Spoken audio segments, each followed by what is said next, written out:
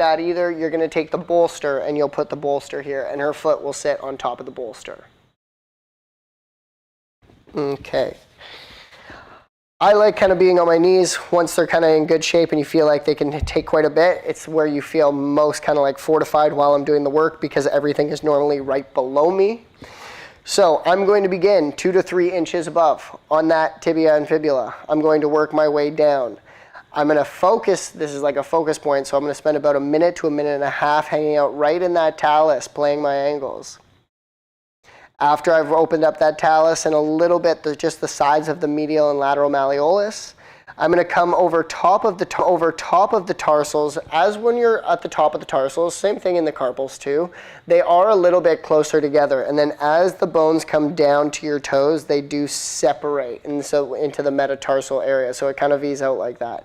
So when I'm working the metatarsals, it's very hard to gauge if I'm directly on top of the bone or I'm slightly in between it with my elbow.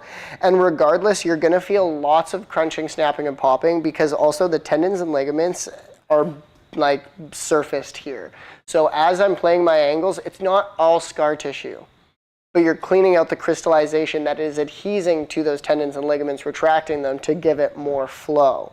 So it doesn't really matter, and you're not going to cause any damage. It's just I don't want to go face to side too much or chicken wing it, because that's where I'm going to go cross fiber and you'll feel like you're jumping and playing on guitar strings.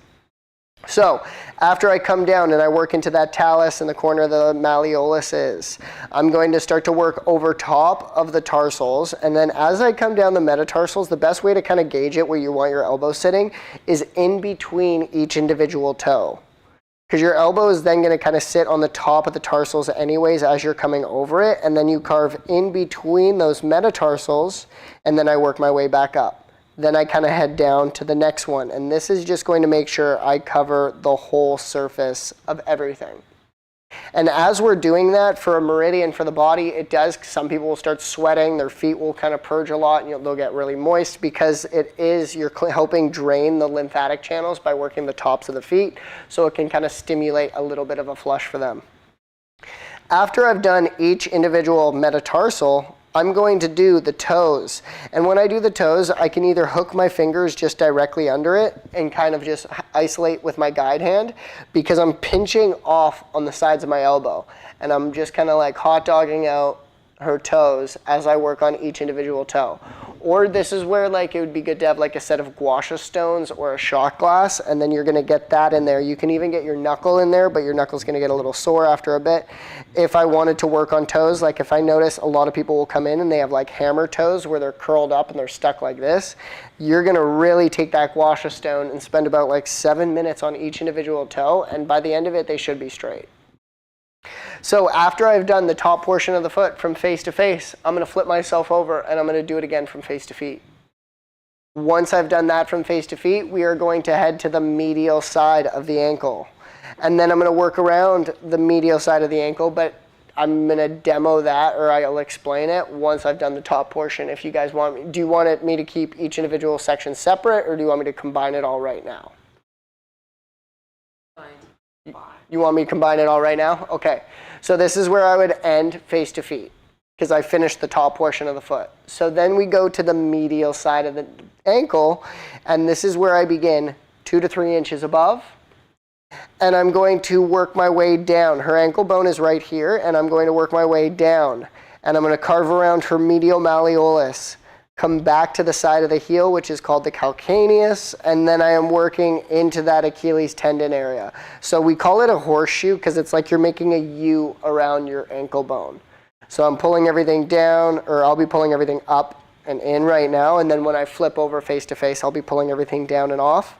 But I am going to be working from that horseshoe, medial malleolus, around the ankle bone. And if they had ankle surgery, I always kind of want to feel in, because sometimes from the weight and the pressure pushing down, you will feel the screws start to get rejected.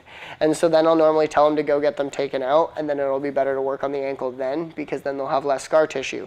But if they're not rejected and you don't feel anything in there, don't worry, you're not going to puncture anything. So go in and work along the scar, come off of it. You're going to work on top of plates that have tons of calcification built on top of it.